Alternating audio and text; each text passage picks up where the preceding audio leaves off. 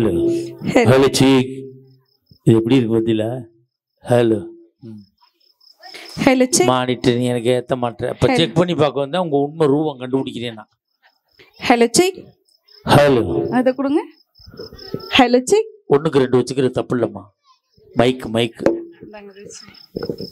Hello hello hello. இதை வச்சு விட முடியாது. ஏத்து அதெல்லாம் வரும். ஹலோ சீக், செக்கு கிடையாதுமா, கேஷ் தான் தரதா சொல்லியிருக்காங்க.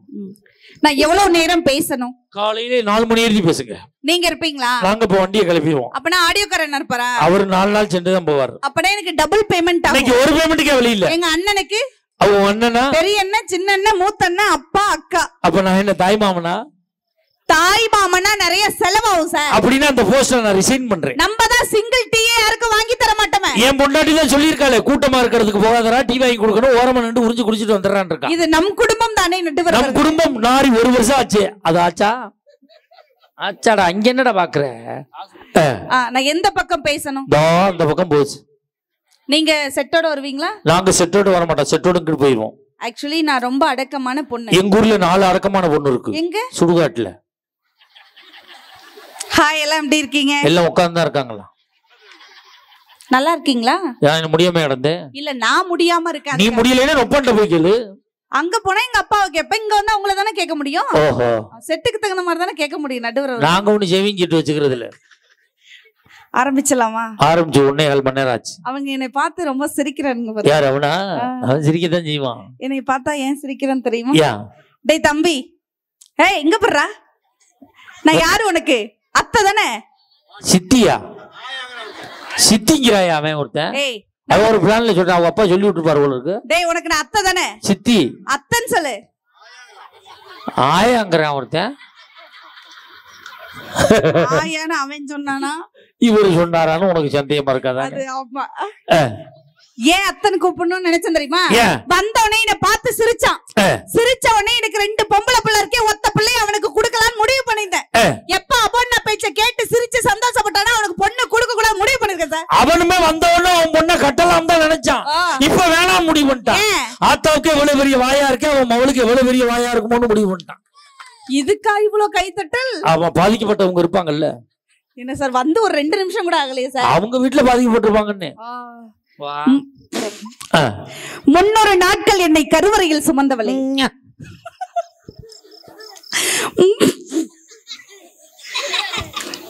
Sir please. சரிம்மா. 300 நாட்கள் என்னை கருவறையில் சுமந்தவளே, கல்லை பெற்றிருந்தாலும் கடவுளாக நினைத்திருப்பாய். என்னை பெற்றவளை என்ன சுகம் கண்டாயோ? எனக்கு தமிழையும் தமிழ் பாலையும் விட்டு என் அன்னையை முதலில் வணங்கியின் வாதம் தொடங்குகிறேன்.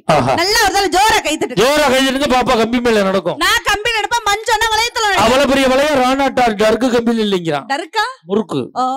நான் ஏன் பாண்டிச்சேரில இவ்வளவு தூரம் வந்திருக்கேன்? காசு வாங்கிட்டு போத்தேன். ஏன் மஞ்சன்னா நான் என்ன காசுக்காக பேசுற பேச்சாளரா?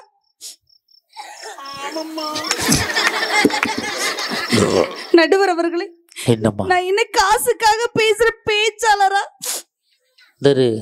மூக்கு சிந்தி போட்டாயின்னு வச்சுக்க. நான் சிந்தி போட்டேன்னா என் மூக்கு பெரிய மூக்கு எவ்வளவு வருது. நான் என்ன காசுக்காக பேச வாங்காம விட மாட்டாமா. எல்லா ஊர்லயும் பணத்துக்கு தான் சார் பேசுவேன். பட் இந்த ஊர்ல மட்டும் எனக்கு பணமே வேணாம். அண்ணே நம்ம பிரிச்சு எடுத்துக்கிறோம்னே, வாங்கிக்கிறோம். அதெல்லாம் பேசுற 18,500. ஆமா, பழைய பாக்கி வைக்காதே கேக்குறியாடா? ஜிஎஸ்டி முதற்கொண்டு போட்டு கட்டுக்கு கவர்ல கரெக்டா குடுக்குறேன் நடுவர். ஆமா, உங்கள்ட்ட கொடுத்துட்டு நான் தெருவுல நிப்பேன். வந்தாங்களா சார்? உங்களை பத்தி ஏதாவது வர்ணிச்சாங்களா? ஆனா பாண்டிச்சேரில இருந்து வந்திருந்தேன்னா என் புருஷனுக்கு நான் வந்து தலைவிதான், தலைவலி இல்லன்னு பேச வந்திருக்கேன். ஓகே ஓகே, ஒரு நிமிஷம் என்ன பாருங்க. நான் அடுத்த பொண்டாட்டி எல்லாம் பாக்குறது இல்லம்மா. ஒரு 20 நிமிஷம் வேற வழியே இல்ல பாருங்க. இப்படி பார்க்க கூடாது. என் உடன் பிறப்பு எங்க மஞ்சனா பாருங்க, எங்க சின்ன அண்ணனை பாருங்க, அப்போனாவ எங்க அண்ணனுடைய கண்களை பார்த்து என்னை பாருங்கள் நடுவர் அவர்களே. அவர்கள் கண்களில் கண்ணியம் தெரியும். முக்கா போத தெரியுது. எங்க மஞ்சள் நல்லா கறந்த பால் மாதிரி நடுவர் அவர்களே. கொஞ்சம் அடி பிடிச்சி சோள கருப்பா இருக்கு. எங்க அண்ணன்க மாதிரி அப்போன்னா உங்கள் கண்களை காட்டுங்க. இங்க எவ்வளவு பெரிய யோக்கியம்னு எனக்கு தாமா தெரியும். மேடைக்காய மரியாதை கொடுத்து பாக்குறாங்க. இல்லன்னா மாட்டு தாவணி பஸ் ஸ்டாண்ட்ல 4 நாள் மருந்து கிடந்தாங்க. தங்கச்சி விஷயத்துல ரொம்ப கண்ணியமானவங்க அவங்க. அதான் அப்படித்தான், வேற வழி இல்லாம ஓட்டிக்கிட்டு இருக்காங்க. உங்க கண்கள் அப்படி காட்டுங்கண்ணா. அப்படி வாங்கி பாருங்க. இவங்கள மாதிரி பார்க்கணுமா? Yes, look at me. கண்ணியமா பார்க்கணும். சச்சின் நான் பேட்டு, ஜானகி நான் பாட்டு, சிவாஜி நான் ஆக்ட், பட்டிமன்ற நடுவர், தேவகோட்டை மகாராஜன் சார்னா ஸ்வீட் ஸ்வீட் ஸ்வீட் இல்லையா? யாராவது எனக்கு சுகர் இருக்கான்னு காட்டாங்களா? சக்கரையா? சுகர் மட்டும் யாருக்கு வரக்கூடாதுன்னு வேண்டிக்கங்க சார். ஏன் நடுவர் அவர்களே? எனக்கெல்லாம் வந்து 7 வருஷம் ஆச்சு. மதுரையில தான் ஒரு டாக்டர்கிட்ட செக் பண்றேன். மாசம் வெறும் வயிற்றுல தண்ணியை குடிச்சிட்டு விடிய காலம் 7 மணிக்கெல்லாம் வர சொல்லிடுவாரு. போன மாசம் போன 7 மணிக்கெல்லாம் இதுல ரத்தம் எடுத்தாங்க. எடுத்துட்டு இது மாதிரி ஒரு டீ கப்பு கொடுத்து போய் யூரின் எடுத்துட்டு வாங்க சார். நான் பாத்ரூம்ல யூரின் எடுத்து சன்னல்ல வச்சுப்புட்டு எல்லாத்தையும் முடிச்சுட்டு தண்ணி ஊத்திட்டு கதவை திறந்துட்டு கப்பு எடுக்கிறேன். கப்பு ஓட்டையா இருந்திருக்கு, பூரா ஒழுகிருச்சு. திருப்பி 1.5 மணி நேரம் தண்ணியை குடிச்சிட்டு உட்காந்துருந்தேன். எப்போ வரும். நான் பரவாயில்ல, புதுசா டெஸ்ட் பண்ண வந்துருப்பான் போல இருக்கு. அவன்கிட்ட கப்பு நிறைய புடிச்சிட்டு வர்றான், தழும்பா. மஞ்சள் அதனை கூட்டிட்டு போனேன். ஆளை பார்த்துட்டு இவருக்கு டெஸ்ட் பண்ண முடியாது, மாட்டா சேர்த்து போங்கன்னு சொல்லி விரட்டி விட்டாங்க. சுகர் உள்ள நடுவருக்கு கூட பிகரா வர்ணிச்சு பாட்டு பாட முடியும்னா, விஜயகாந்துக்கு ஒரு பாட்டு பொட்டு வச்சாங்கன்னா அந்த நடுவருக்கு ஒரே பாட்டு தாங்க பொட்டு வைக்கிற பாட்டு. நீங்க ஒரு 4 வச்சுங்கன்னா நீங்க ஒரு 5. சுதி இவங்க சாதாரண பேச்சாளர் இல்ல, சங்கீத கல்லா புருஷன் விருது வாங்கினவங்க. சங்கீத கலா புருஷன் விருது வாங்கினவங்க இவங்க. ஒரு மணி, என்ன மணிடா? சுடர்மணியில பனி விளம்பரம் கலைமாமணி விருது வாங்குவாங்க. அதனால சுதிப்படிதான் பாடுவாங்க. நீங்க 5 வச்சுங்க, நீங்க 4 வச்சுங்க, நீங்க முடிஞ்சது வச்சுங்க. நீங்க பொட்டு வச்சாங்களா சார்? இல்லையே. நான் கேக்குறேன், இன்னைக்கு நாங்க மனைவிலாம் தலைவலின்னு பேசினாங்கல்ல. ஹலோ அபு சார், ஒரு நிமிஷம். நீங்க எல்லாம் ஆண்கள் எவ்வளவுதான் செருப்பு தேய உழைச்சாலும் செருப்பை வீட்டு வாசல்ல தான் விட முடியும். அதை ஞாபகம் வச்சுங்க. இப்ப நான் சொல்றேன், நீ குறிச்சுக்க. எவ்வளவுதான் சவுளி கடை ஓனருக்கு புள்ள பிறந்தாலும் பிறக்கும் போது ட்ரெஸ் இல்லாம அம்மனமா தான் பிறக்கும். நீங்க எவ்வளவுதான் தங்கத்திலே ஊசி வாங்கினாலும் தொண்டையில குத்திக்க முடியாது, பீரவள தான் வைக்கணும். அதை ஞாபகம் வச்சுங்க. ஒண்ணு தெரிஞ்சுக்க, நீ எவ்வளவுதான் 7 மணி நேரம் சீவுனாலும் பொட்ட முன்னாடி தான் வைக்க முடியும், பின்னாடி வைக்க முடியாது. நீங்க எவ்வளவுதான் காரு பங்களான்னு வச்சிருந்தாலும் ஆம்பளை எல்லாம் ட்ரெயின் ஏறினா பிளாட்ஃபார்ம் தான் போய் ஆகணும். அதை ஞாபகம் வச்சுங்க. நீ எவ்வளவுதான் நைட்டி ஓட்டிக்கிட்டு சிலாத்தினாலும் நைட்டியை துவைச்சு வீட்டுக்குள்ள காய போட முடியாது, வெளியில காய போட. எவ்வளவுதான் கோடியில பிறண்டாலும் ஆகாயத்தை புதைக்கப்பட்டவங்க கீழே தான் புதைப்பாங்க. நீங்களும் தெரிஞ்சுக்கங்க, எவ்வளவுதான் கோடியா நீங்க சம்பாரிச்சாலும் கடைசியில செத்தவன நொப்ப வீட்டுல இருந்தா கோடி வரணும். பாயிண்ட் இப்ப குறிச்சுக்க. இந்த மாதிரி கிறுக்கு புடிச்ச புருஷனால வாழறது யாரு? அந்த லூசுதான். இந்த பூ கூட வாங்கி தரது வக்கல்லாத புருஷனால வாழறது யாரு? பூக்கடைக்கார முண்டாட்டிதான். அவன் தான் வாங்கி கொடுக்க மாட்டான், எடுத்துக்கிட்டுருவான். வந்ததுல இருந்து மனைவினால பிக்கல், மனைவினால பிடுங்கல், மனைவியே பிடிக்கல, அப்புறம் ஏன் சார் கல்யாணம் பண்றீங்க? இன்னமே சத்தியமா பண்ண மாட்டோம். அண்ணன் கல்யாணத்தை என்ன பண்ற? அது ஒரு ஓரமா கிடக்கட்டும். நிம்மதியை தொலைச்சேன்னு பேசுறீங்களா சார்? நிம்மதியை தொலைச்ச இடத்துல தினம ஏங்க தேடுறீங்க? தேடுனம்மா, வேற ஒருத்தி வர்றான். யாரு? அவ தங்கச்சி. இங்க பாருங்க, இந்த ஊர்ல நான் 1000 கேள்வி கேட்பேன். நான் 2000 பதில் சொல்லுவேன். விடிய கேட்பேன். நான் விடிஞ்சும் பதில் சொல்லுவேன். காலையில சாப்பிட்டுட்டு கூட கேட்பேன் சார். நான் 13ஆம் அத்தாச்சியை பார்த்துட்டு கூட போவேன். யார் அத்தாச்சினா? அதான் சோதி அத்தை. இவ்வளவு பேச்சு பேசுறீங்க. இங்க பாருங்க, ஆண்களை விட இந்த ஊர்ல பெண்களுடைய கூட்டம் தான் அதிகமா இருக்கு. எனக்கு சப்போர்ட் அதிகமா இருக்கு, ஞாபகம் வச்சுங்க. எங்க கை தட்ட சொல்லு பாப்போம். உங்க சட்டை கை தட்டுங்க, நாங்க சொல்ல மாட்டோம். கைய பாத்தீங்களா சிங்க குட்டிகள்ல? நீங்க கை தட்டுங்கன்னு இப்படி சொன்ன, நான் அப்படி கிடையாது. என்னது? எங்க பங்காளிகளா அப்படின்னா போல ஆச்சு பாரு. எங்க பாதி பங்காளி சொணக்கமா இல்ல இருக்கு. அது கொஞ்ச நேரம் இருக்கத்தான் செய்யும் சார். பெண்கள் நாங்க சோறு போடுறோங்கிறத ஞாபகம் வச்சுங்க. சோறு போட்டாதான் நீங்க வயிறை 1 மீட்டர் கணக்குல வளர்க்க முடியும். நாங்க சம்பாரிச்சு போட்டாதான் நீங்க சோறு ஆக்கி போட முடியும் சார். சம்பாதிக்க நான் கேட்கறதுக்கு பதில் சொல்லுங்க. தருதலைய தரமாக்குறது யாரு? மனைவி.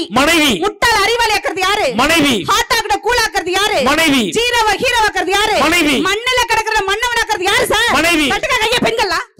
பேசிக்கு மண்ணுல இருந்தவன மண்ணுக்குள்ள கொண்டு சேர்த்தது யாரு? மனைவி. நல்லவன குடியார போய் ஆக்குனது யாரு? மனைவி. சொல்லு சார். இங்க இருங்க, ரொம்ப பதறாதீங்க.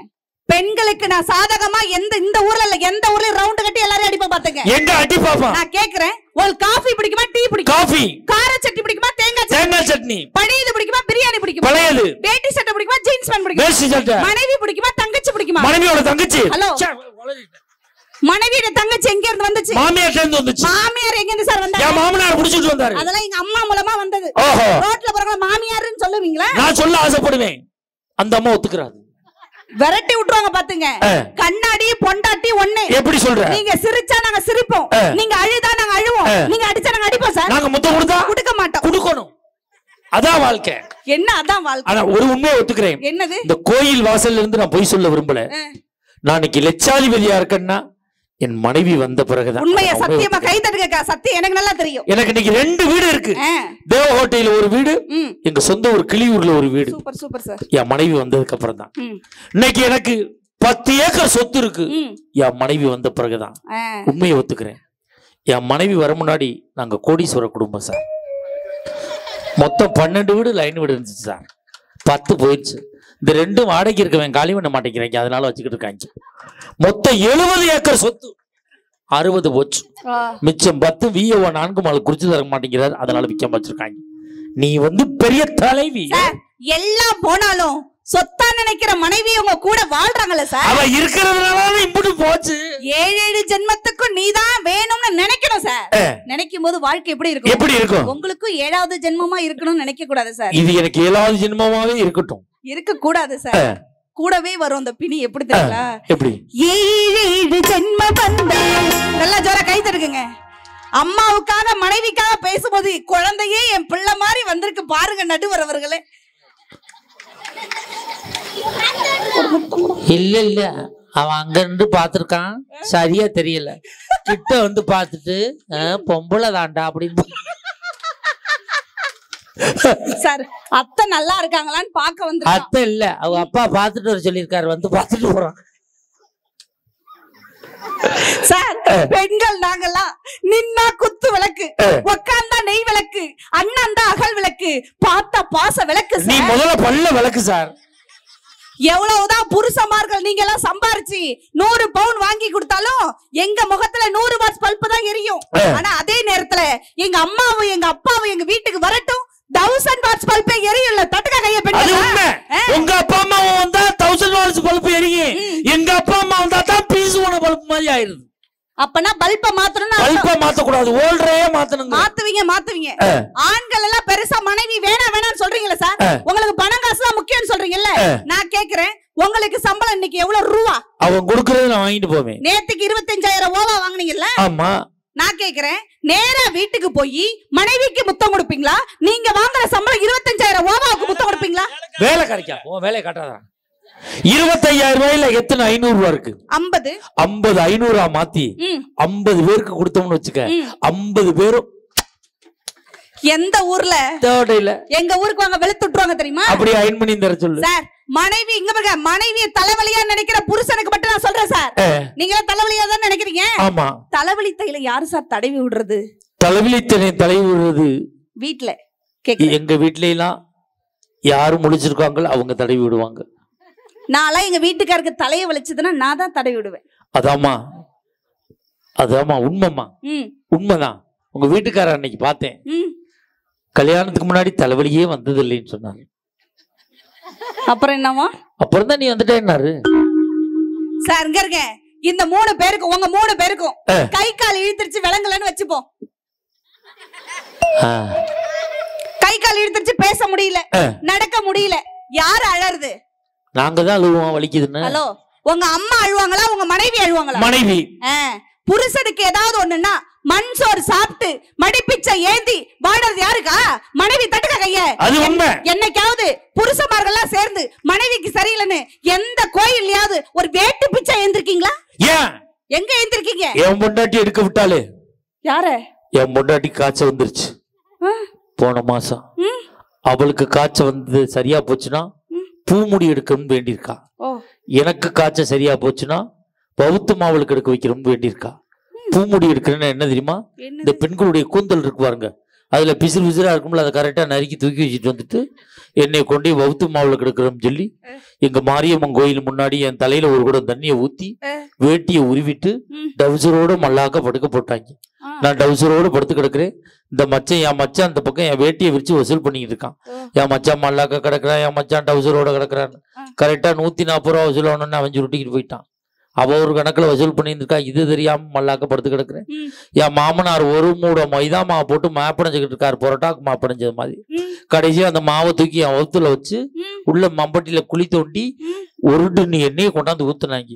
ஊத்தி இத்தண்டி திரிய திரிச்சு போட்டாங்க. அது எங்க இருந்துச்சு?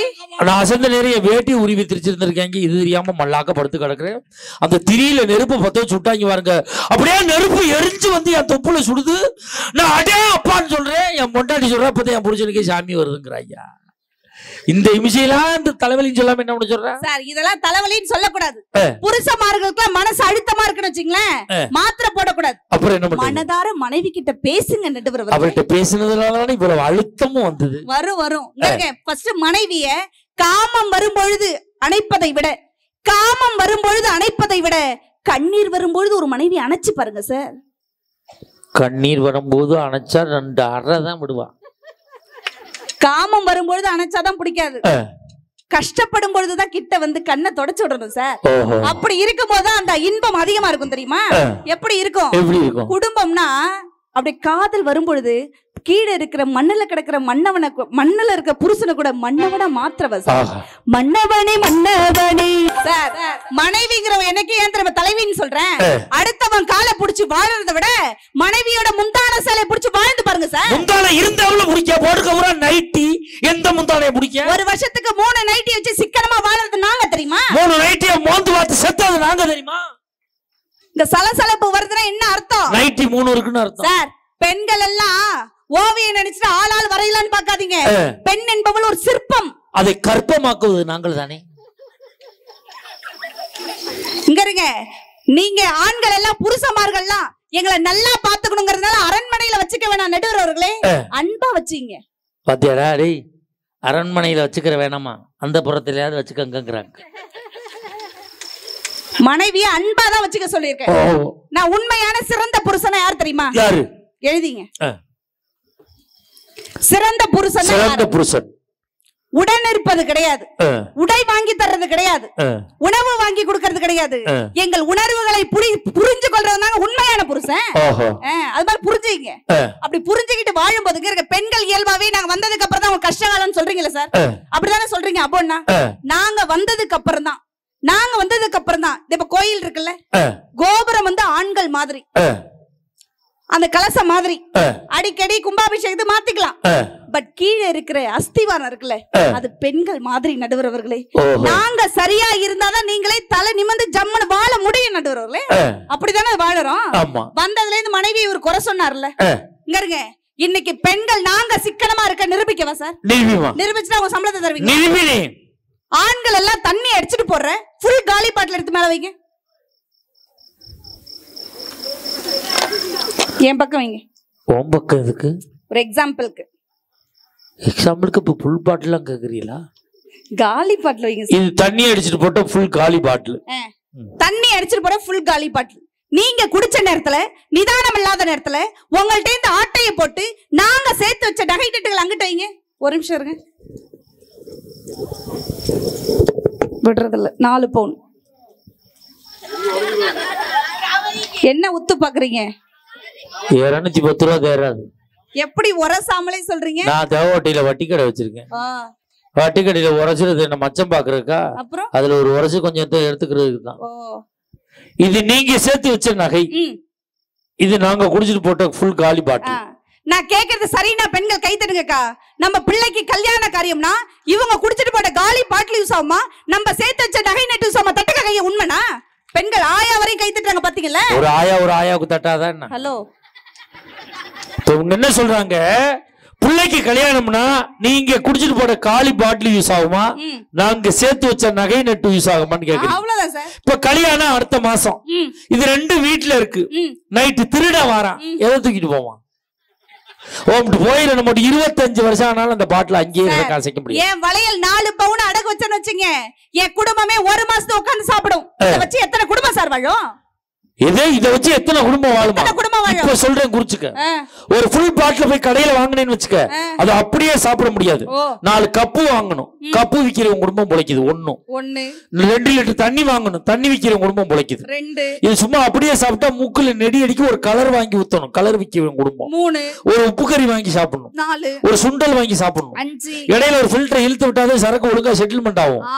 கடைசியா ஊறுகாயை தொட்டு அப்படின்னா தான் போனது வெளியில வராம இருக்கும். இது கூட்டுல பாட்டுல தூக்கி போட்டோம்னா ஒருத்தன் ஐஸ் வாங்கி திம்பான். நகையால எத்தனை குடும்பம் பொழைச்சிச்சு? ஒரு குடும்பம். என் பாட்டிலால எத்தனை குடும்பம் பொழைக்குது? 8 குடும்பம். அப்ப நான் பெரியாளா நீ பெரியாளா? 8 குடும்பம் வாழ உங்க குடும்பம் போயிடும் பரவாயில்லையா? அதுலதான் சிக்கலே இருக்கு. தயவு செய்து நண்பர்களே, மது அறிந்து விட்டு வாகனம் ஓட்டாதீர்கள். உங்களை நம்பி உங்கள் பிள்ளைகளும் உங்கள் குடும்பமும் காத்து கொண்டிருக்கிறது. தயவு செய்து மது அறிந்து விட்டு வாகனம் ஓட்டாதீர்கள் என்பதை பதிவு செய்ததற்காகத்தான் நகைச்சுவே அந்த விஷயத்தை சொல்றோம். மது அருந்துனா நம்மளுடைய சுய நினைவை இழந்துருவோம். பைக் ஓட்டமே 140 போய் ஆக்சிடென்ட் ஆகிறான். ஆனா அவனை ஏத்த வர ஆம்புலன்ஸ் ஸ்பீடு குறைஞ்சு 100 தான் வருது. அப்படியே ஆஸ்பத்திரியில் சேர்த்த உடனே அவன் முடிஞ்சிடறான்னு வச்சுக்கோங்க. அவனை அங்கேருந்து வீட்டுக்கு கூட்டிட்டு போற அமரர் ஊர்தி அதை விட ஸ்பீடு குறைஞ்சு 60 தான் போகுது. கடைசியில் அவனை ஏத்திக்கிட்டு போற சுடுகாட்டுக்கு கொண்டு வர சொற்கரை தான் 20 தான் போகுது. ஸ்பீடு குறைஞ்சு உன் குடும்பம் 0 ஸ்பீடுல வந்துருது. தயவு செய்து மது அறிந்து விட்டு வாகனம் ஓட்டாதீர்கள், மதுவுக்கு அடிமையாகி விடாதீர்கள் என்பதைத்தான் நகைச்சுவையா இந்த விஷயத்தை நாங்கள் பதிவு செஞ்சோம். இந்த விஷயத்தால் ஒருவர் தெரிந்தினாலும் அது நம் பட்டிமன்றத்துக்கு கிடைத்த வெற்றியாகவே நாங்கள் கருதுகிறோம். குடியார புருஷன் நைட்டு 10 மணிக்கு வரட்டும் சார். வெறும் வயித்தோட படுத்தா எந்த மனைவி அது விடுறமா? வெறும் வயித்தோட இருந்தா புழுப்பூச்சி வரியா, அல்சர் வந்துரும், நாளைக்கு முடியாம போயிட்டீங்கன்னா எனக்கு கஷ்டமா இருக்கும்னு சொல்லி சாப்பாடை கொடுத்து கண்ணுக்குள்ள பாத்துக்கிறது மனைவி இல்லையா? அப்படியா? கண்ணே என் நான் ஒரு கேள்வி கேட்கிறேன். ஆண்களுடைய கண்ணீருக்கு மதிப்பு அதிகமா, பெண்ணுடைய கண்ணீருக்கு மதிப்பு அதிகமா?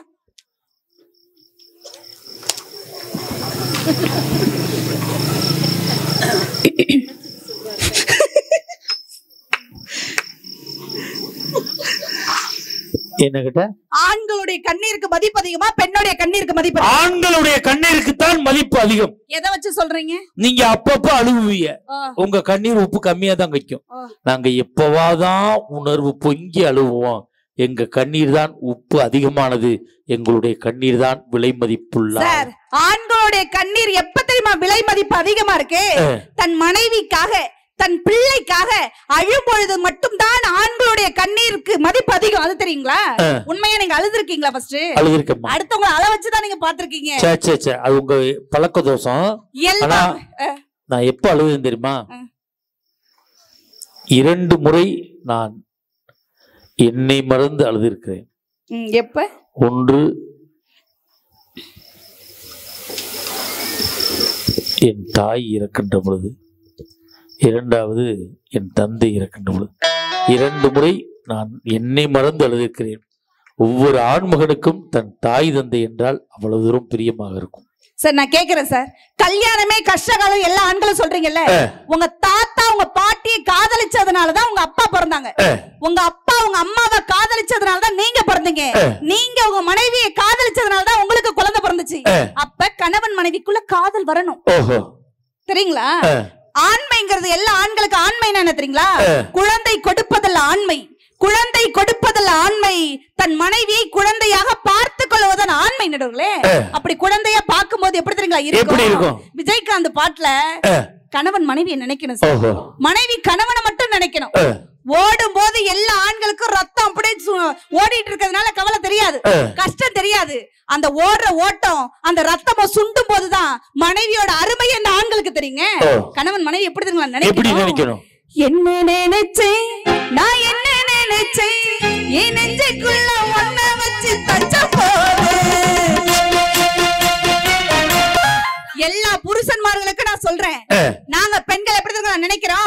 அழகான ஆண் எங்களுக்கு துணையா வேணாம், அழகா பாத்துக்கிற ஆண் எங்களுக்கு துணையா வேணாம், எங்களை அழ வைக்காத ஆண் தானே சார் எங்களுக்கு புருஷனா வேணும் நினைக்கிறேன். உண்மை தட்டுக்க கையா? கண்டிப்பா உண்மைமா. புருஷன் எங்களை அடிச்சா வலிக்காது சார், புருஷன் எங்களை அடிச்சா வலிக்காது, எங்க கிட்ட நடிச்சாதானே சார் வலிக்குது. அப்ப நடிக்கிற புருஷன் எல்லாம் எனக்கு கொண்டு வைக்கிறது.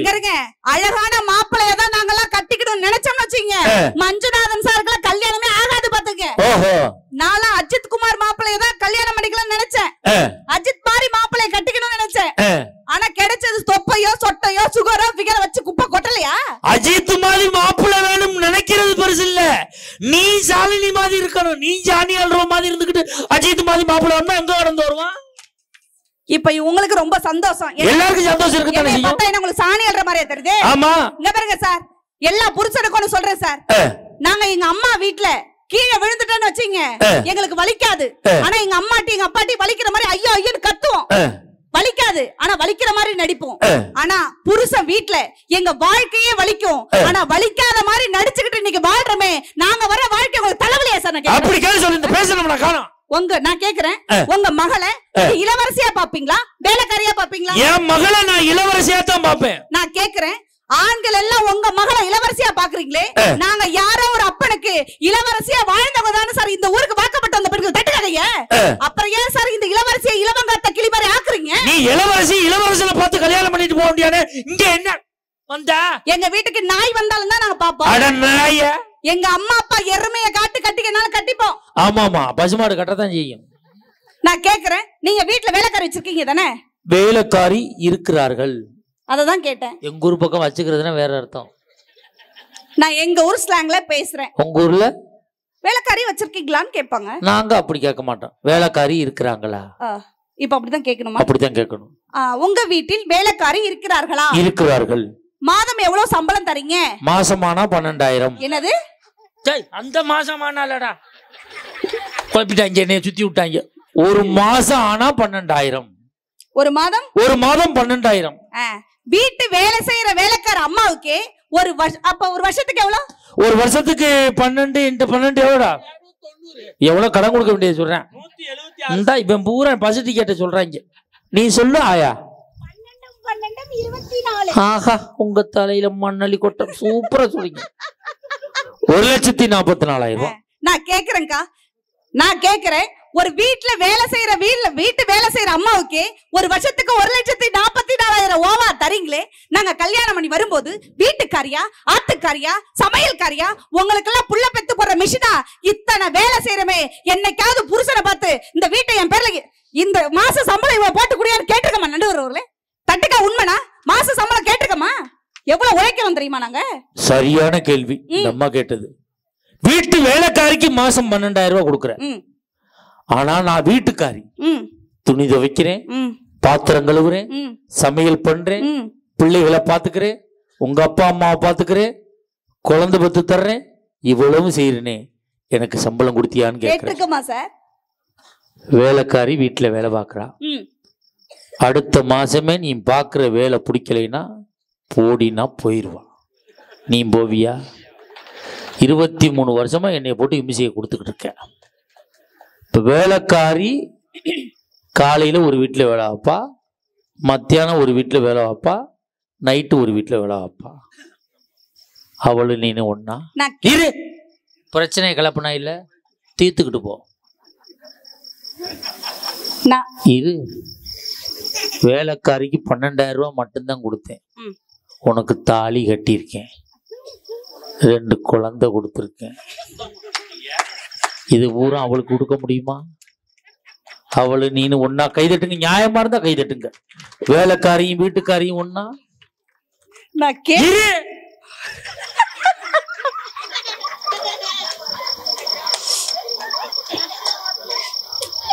உன் தங்கச்சி அப்பப்ப என் வீட்டுக்கு வர்றா. வேலைக்காரி தங்கச்சி என் வீட்டுக்கு வர விடுவியா நீ? ஏன் அவங்க வர? கூட்டி பெருக்கத்தான். நான் என்ன சொல்ல வரேனா, சொல்ல வந்ததுக்கு பதில் சொல்லிட்டேன். இன்னும் சொன்னீங்கன்னா நான் சொல்லுவேன். வேலைக்காரி குடுக்குறீங்களே, வேலைக்காரிக்கு குடுக்குறீங்களே மாச சம்பளம், நாங்க கேட்டிருக்கோமான்னு கேட்டேன். அதை கேட்டு விட்டால பதில் சொல்ல. வீடு கட்டுறீங்க, 1 கோடி ரூபாய் போட்டு வீடு கட்டுறீங்க, பெரிய அரண்மனை மாதிரி கட்டுறீங்க. வீட்டுக்கு பேரு மட்டும் கௌதமி இல்லம், ராணி இல்லம், ஜெயலட்சுமி இல்லம் அப்படின்னு வைக்கிறீங்கல்ல சார். அதுக்கெல்லாம் மனைவியோட பேரை வைக்கிற நீங்க என்னைக்காவது மனைவி நாங்கெல்லாம் புருஷன்ட்ட ஏயா இந்த வீட்டை என் பேர்ல எழுதி கொடு, இந்த பிளாட்டை என் பேர்ல எழுதி கொடு, இந்த காட்டை என் பேர்ல எழுதி கொடுன்னு எந்த பொண்டாட்டியா கேட்டுக்க மாக்க மனைவி மகள் தட்டுக்க கைய பெண்கள்லாம்? ஏன் தெரியுமா நாங்க உங்க பேர்ல எழுதுறது இல்ல? ஏற்கனவே லோன் வாங்கி கட்டி இருக்கு. பேங்க்கார உங்களை வந்து தொந்தரவு பண்ண கூடாதுன்னு தான் நாங்க கேக்குறோம். 1000 பெண்களை பார்த்த கண்ணதாசன் தன் மனைவியை வர்ணிச்சாரே சார், நீங்க வர்ணிச்சிருக்கீங்களா சார்? அவர் 1000 பேரை பார்த்தாரு, வர்ணிச்சாரு. எவ்வளவு பக்கம் வர்ணிக்க? ஒருத்தரை பாத்திருக்கீங்கல்ல? வர்ணிக்கிற மாதிரி தான் வர்ணிக்க மாட்டேன். வர்ணிக்கணும் சார். மனைவியை வர்ணிக்கும் போது எப்படி அத்தை மகளை கல்யாணம் பண்ணிருந்தா எவ்வளவு சந்தோஷம் இருக்கும் தெரியுமா? கடுப்பா இருக்கும். உங்களுக்கு கடுப்பா இருக்கும், எங்களுக்கு சந்தோஷமா இருக்கும். அப்படி குயில் கத்தும் சார். அந்த நேரத்துல மாமா மகனை பாக்கும்போது எப்படி இருக்கும் தெரியுமா? எப்படி இருக்கும்? குயில் கத்தும் தோப்புக்குள்ள குருகுருன்னு பாக்கையிலே அஞ்சுகுமே கொஞ்சமுமே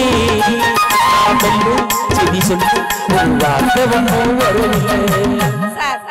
மனைவிமார்களை தலைவலின்னு நினைக்க நான் சாப்பிடும் போது நிறைய ஆண்களை என்கிட்ட ஃபைட் பண்ற மாதிரி பேசினாங்க. அப்ப நிறைய இந்த ஊர்ல மனைவியை நீங்க தலைவலியா நினைக்கிறதுனால நான் கேக்குறேன். எல்லா பெண்கள் சார்பையும் நான் கேக்குறேன் சார். 4 அண்ணன் தம்பி இருக்கிற வீட்டுல, மகளே இல்லாத வீட்டுல, பொம்பளை பிள்ளை இல்லாத வீட்டுல நாங்க மருமகளா வரோம்ல சார். மருமகளா வரும் பொழுது உங்க அம்மா எங்களை எப்படி பாக்கணும்? மருமகளுக்கு மருமகளா, மகளுக்கு மகளா உங்க அம்மா பாக்கணும்ல? பாக்குறாங்களா? இல்ல. ஆனா எங்க வீட்டுல 3 பொம்பளை பிள்ளைன்னு வச்சீங்க, எங்க வீட்டுக்கு நீங்க வாக்கப்பட்டு வரும் பொழுது எங்க அம்மா உங்களை எப்படி சார் பாக்குறாங்க? மகனுக்கு மகனா, மருமகனுக்கு மருமகனா, மாப்பிள்ள இத பண்ணட்டுமா அத பண்ணட்டுமா, நீங்க தான் மூத்த மருமகனே, உங்களுக்கு சப்போர்ட் பண்ணி உயர்த்துறது யாரு சார்? எங்க பிறந்த வீட்டுல தானே. அது உண்மை. இப்ப நான் என்ன சொல்றேன், உங்க வீட்டுல 2 பொம்பளை பிள்ளை இருக்கு. மூத்த மருமையனா நான் வர்றேன். என்னை பார்த்த உடனே என் மருமைய மாதிரி ஆள் கிடையாது, நல்ல மருமைய, ஓவியமான மருமைய, இந்த மருமைய எந்த விதத்திலையும் குறைச்சலே இல்லாத மருமைன்னு சொல்றாங்கல்ல. அப்புறம் ஏன் உன் தங்கச்சிக்கு இன்னொரு இடத்துல மாப்பிள்ளை பாக்குறாங்க? நான் தான் நல்ல மருமை இல்ல, என் பொறுப்புல ஒப்படைக்க வேண்டியதுதானே சார். நாங்க ஏன் தலைவின்னு எங்களை சொல்றோம் தெரியுமா? கல்யாணம் பண்ணி இந்த ஊருக்கு வாக்கப்பட்டு வரோம்னு வச்சுக்கோங்க. புதுசா வாக்கப்பட்டு வந்த உடனே 3வது மாசத்துல நாங்க மாசமாகறோம், கன்சீவ் ஆகுறோம். ஆகுறல்ல? புள்ள யார் விட்டது? எங்கோட்டு புள்ள. உங்கோட்டு புள்ளைய நாங்க சுமக்கறோம்ல. வளையகாப்புன்னு ஒண்ணு வைக்கிறீங்க. வளையகாப்பு செலவு யார் விட்டது? யார் செலவு? உங்க வீட்டு செலவு. எங்க வீட்டு செலவு. ஆனா வளையலும் 9 வகையான சாப்பாடு எங்க வீட்டு செலவு. 9 மாசம் முடிஞ்சு குழந்தை பிறக்குது சார். குழந்தை யார் விட்டது? எங்கோட்டு குழந்தை. அந்த முதல் குழந்தைக்கு யாரு பிரசவ செலவு பாக்குறது? உங்க அப்பா. உங்க வீட்டு பிள்ளைக்கு ஏன் எங்க அப்பா அம்மா செலவு பண்ணணும்? பண்றோம்ல, பண்ணிடுறோம்ல. பண்ணதுக்கு அப்புறம் பிள்ளையும் தாயும் தனித்தனியா வந்ததுக்கு அப்புறம் ஏன் சார் உங்க வீட்டுல வச்சு பீத்துணி அலசாம எங்க அப்பா அம்மா வீட்டுக்கு ஏன் சார் எங்க பிறந்த வீட்டுக்கு அனுப்புறீங்க? உண்மையான கை தட்டுக்கா? காலங்காலமா இதே விஷயம் தான் நடக்குது. எங்களை ஏன் தலைவலியா பாக்குறீங்க? நீ கிளப்பி விட்ட நான் செருப்படி வாங்கிட்டு இருக்கேன். உங்க அம்மா கூட இருக்கும் போதுதான் இன்பம் அப்படின்றீங்கல்ல. ஏது பிரச்சனைனா பேசி தீப்பான். இந்த அம்மா என்ன சொல்லுது, வந்த உடனே நாங்க 3 மாசத்துல மாசம் ஆயிரும். வளகாப்பு பண்ணும்போது செலவு சாப்பாடு இதெல்லாம் நாங்க பண்றோம். பிரசவ செலவும் எங்க அப்பன் பாக்குறாரு. குழந்தை உங்க வீட்டு குழந்தை. பிரசவமான உடனே உங்க வீட்லயே வச்சு உங்க அப்பா அம்மா பீத்துளி அணைச்சாம ஏன் எங்க வீட்டுக்கு அனுப்பி வைக்கிறீங்க 3 மாசம் கேட்க? அவ்வளவுதான் சார். இப்ப பொதுவா சொல்றேம்மா, நம்ம இந்த எடப்பாடி பகுதியெல்லாம் நிறைய, நாமக்கல் மாவட்டம், சேலம் மாவட்டத்திலாம் நிறைய லாரி ஓடுது. இங்க இருந்து ஆந்திராவுக்கு லாரியில சரக்கு ஏத்திட்டு போறாங்க. லோடு வண்டி போகுது. போய் அங்க சரக்கு இறக்குன உடனே லாரியை திருப்பி அடுத்த லோடு ஏத்த மாட்டாங்க. லாரியை சொல்றேனே, டிரைவர் நிப்பாட்டி ரெஸ்ட் எடுப்பார். டயர்லாம் கரெக்டாக இருக்கான்னு செக் பண்ணுவார். கிரீஸ் அடிப்பார். எல்லாம் செக் பண்ணி 2 நாள் ரெஸ்ட் போட்டு அப்புறம் தான் திருப்பி ஆந்திராவிலேருந்து திருப்பி இங்கே வருவார். எனக்கு ஒரு சந்தேகம் சார். என்னப்பா? இந்த லாரி சர்வீஸ்ல அங்க இருக்கிறப்ப ஒரு குட்டியான வாடகைக்கு எடுத்து இங்க ஓட்டலாமாங்க சார்? குட்டியானையா? பழைய டிராக்டர் ஒன்று இருக்கு. ஓட்டு. இப்ப நான் என்ன சொல்றேன், நீங்க குழந்தை பிறந்து உங்க வீட்டுல 3 மாசம் இருந்தீங்கன்னா உங்களுக்கு ஆதாரம், எங்க வீட்டுல வந்தீங்கன்னா சேதாரம். சார் நான் என்ன கேக்குறேன், நீ எங்க அப்பா அம்மா வீட்டுக்கு ஏன் அனுப்புறீங்கன்னு தான் நான் என்ன கேக்குறேன்னா, புள்ள எனக்கு மட்டும் சொந்தமா உனக்கும் சொந்தமா? சார் 2 இதயத்தை சுமப்பவள் பெண்கள் தெரியுமா? நீங்க 2 இதயத்தை சுமப்பீங்க. எத்தனையோ இதயத்தை சுமந்துக்கிட்டுறேனா? என்னது வெளியே சொல்றது இல்ல. என்னது?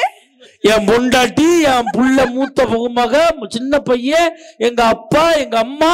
ஏன்டா இதயம்னா வேற வேற இதயத்தை நினைக்கிறீங்க? என் குடும்பத்துல 7 பேரை சுமந்துக்கிட்டு இருக்கேன்டா. அதை சொன்னமாண்ணா சார் அட்டம் டைம்ல வயித்துல ஒரு இதயத்தையும் எங்களோட இதயத்தையும் நாங்க சுமக்கிறது தாரம் இல்லையா நடுவர்களே? அந்த தாரம் வரும் வாழ்க்கை தான் உங்களுக்கு சொர்க்கம். ஆண்கள் எல்லாம் புருஷமார்களா தலை மாதிரி தான், நாங்க கழுத்து மாதிரிதான். ஆனா நாங்க கழுத்தை ஆட்டினாதான் உங்க தலையே அசையுங்கிறது ஞாபகம் வச்சுங்க. அதனாலதான் நம்ம ஆள் கழுத்திலே சுருக்கு போடுறாங்க போல இருக்கும். போடுவாங்க சார். இங்க இருங்க, இறைவன் நேரா வர முடியாதுங்கிறதுக்காக தான் தாயை படைச்சான். தாயும் உங்க கூட கடைசி வரை வர முடியாதுங்கிறதுனால தான் சம்சாரத்தை படைச்சான். சம்சாமும் கடைசி வரை வர முடியாதுங்கிறதுனால தான் மகளை படைச்சான். படைச்சான்ல சார். அப்ப அப்படிப்பட்ட வாழ்க்கை உங்களுக்கு தலைவலியா தலைவியா? தலைவிதானே சார். ஒரே ஒரு விஷயம் சொல்றேன் சார். அப்படி ஸ்ரீபதிங்கிற ஒரு பொம்பளை பிள்ளை சார், 23 வயசு, திருவண்ணாமலை மாவட்டத்தை சேர்ந்த அடிவாரத்துல ஜவாது மலைங்கிற கிராமத்து பக்கத்துல இருந்த ஒரு பொம்பளை பிள்ளைங்க. 23 வயசுல கல்யாணம் பண்ணி சிசேரியன் ஆகி 2வது நாள் கை குழந்தை எடுத்துக்கிட்டு சென்னைக்கு போய் நீதிபதி தேர்வு எழுதி இன்னைக்கு மலைவாழ் சமூகத்துக்கு முதல் பெண் நீதிபதியா ஆயிருக்கான்னா அது திருமணத்திற்கு பின்பு அந்த புருஷன் கொடுத்த சப்போர்ட் சந்தோஷம் தான் சார். இந்த உலகமே 3 விஷயத்தை மையம் கொண்டது சார். ஒன்னு படைத்தல், காத்தல், அழித்தல். படைத்தல் யாருடைய வேலை? பிரம்மனுடைய வேலை. அதுக்கு என்ன வேணும்? அறிவு வேணும். அறிவு யாருகிட்ட இருக்கு? சரஸ்வதி கிட்ட இருக்கு. அடுத்தது காத்தல் யாருடைய வேலை? திருமாலுடைய வேலை. அதுக்கு என்ன வேணும்? செல்வம் வேணும். செல்வம் யாருகிட்ட இருக்கு? லட்சுமி கிட்ட இருக்கு. அடுத்தது அழித்தல் யாருடைய வேலை? சிவனுடைய வேலை. அதுக்கு என்ன வேணும்? சக்தி வேணும். சக்தி யாருகிட்ட இருக்கு? அந்த பராசக்தி இருக்கு. ஆண்டவனே தலைவியா பொம்பளையால நினைக்கும் பொழுது நீங்க நினைச்ச என்ன சார் தப்பு? நான் கேக்குறேன். அருமையான பாயிண்ட்மா. பெண்கள் நாங்கெல்லாம் சுமங்கலியா செத்து போகும் நினைப்போம் சார். ஆனா ஒரு 40 வருஷம் 30 வருஷம் உங்களோட வாழ்ந்ததுக்கு அப்புறம் என்ன தெரியுங்களா நினைப்போம்? நம்ம சுமங்கலியா போனதுக்கு அப்புறம் 3 வேளை சாப்பாட்டுக்கு சின்ன மக வீடு, நடுமக வீடு, மூத்த மக வீடுன்னு உங்களெல்லாம் லோலோலா அலைய விடுறத விட நம்ம அம்மங்கலியா இருந்து அவரை காடு சேர்க்க நினைக்கிற ஒரே இனம் என் பெண்குல தங்கங்கள் நடுவர்களே. அப்படிப்பட்ட பெண்கள் நாங்க வர்ற வாழ்க்கை உங்களுக்கு தலைவலியா தலைவியா சார்? நான் கேட்கிறேன். தலைவிதான். ஒரே ஒரு விஷயம் தான் சார் நான் சொல்லி நிறைவு செய்யறேங்க.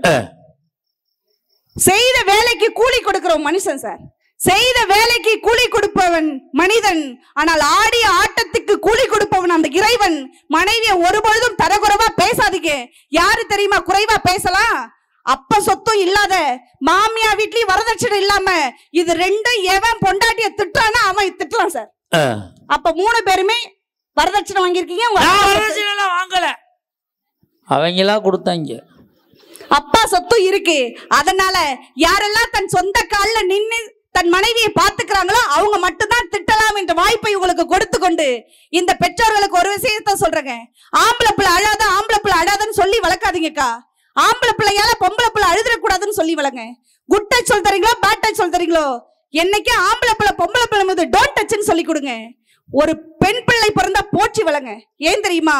இந்த உலகத்திலேயே ஒரு உயிரை உருவாக்கும் சக்தி மண்ணிற்கும் ஒரு பெண்ணிற்கும் தான் உண்டு. பொம்பளை பிள்ளை பிறந்தா போற்றி வளங்க சார். ஏன் தெரியுமா? ஏன் தெரியுமா? உங்கள் பொம்பளை பிள்ளை ஒரு பிள்ளையை நீங்க ஒழுக்கமா வளர்த்தீங்கன்னு வச்சீங்க, அந்த பெண் பிள்ளை மட்டும்தான் பாதுகாப்பா இருக்கும். ஒவ்வொரு ஆண் பிள்ளையும் நீங்கள் ஒழுக்கமாக வளர்த்தால் இந்த பெண் குலமே பாதுகாப்பா இருக்கும் சார். ஒரே ஒரு விஷயம் சொல்றேன் சார். உங்க பொம்பளை பிள்ளைய கல்யாணம் பண்ணி கொடுக்கும் போது பொண்ணை கொடுப்பீங்களோ, காரை கொடுப்பீங்களோ, பங்களா கொடுப்பீங்களோ, எதை வேணாலும் கொடுத்தாலும் எல்லாரும் பறிச்சுட்டு போக முடியும். யாராலும் பறிக்க முடியாத அழியா செல்வமான கல்வி செல்வத்தை உங்க பொம்பளை பிள்ளைக்கு கொடுங்க சார். கட்டுனவன் கைவிட்டாலும் கல்வி ஒருபொழுதும் கைவிடாது.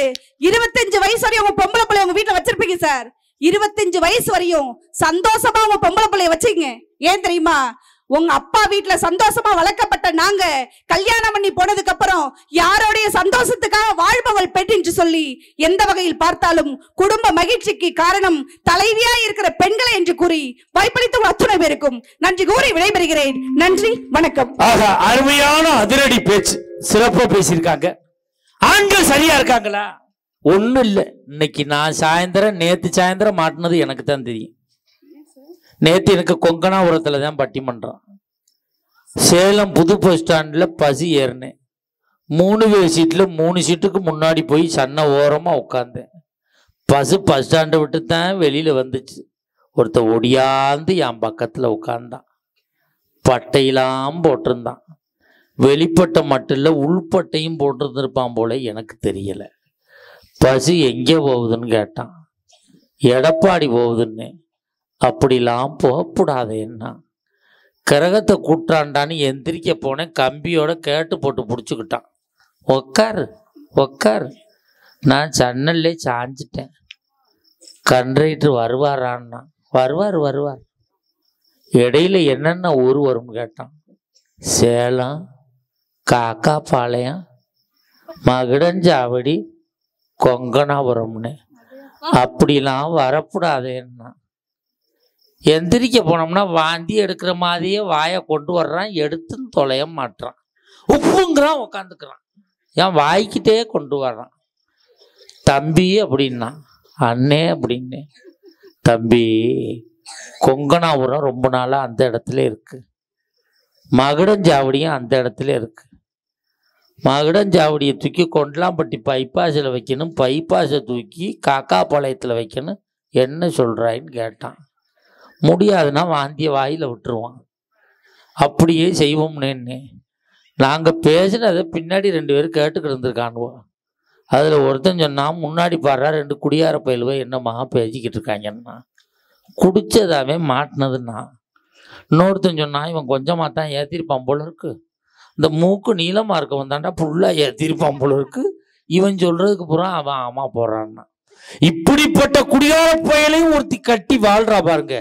அவ தலைவியாத்தானே இருக்க முடியும், எப்படி அவ தலைவலியா இருக்க முடியும் அப்படின்னு இவங்க சொல்லியிருக்காங்க. எந்த நேரம் பார்த்தாலும் இமிசையை கொடுக்கறது.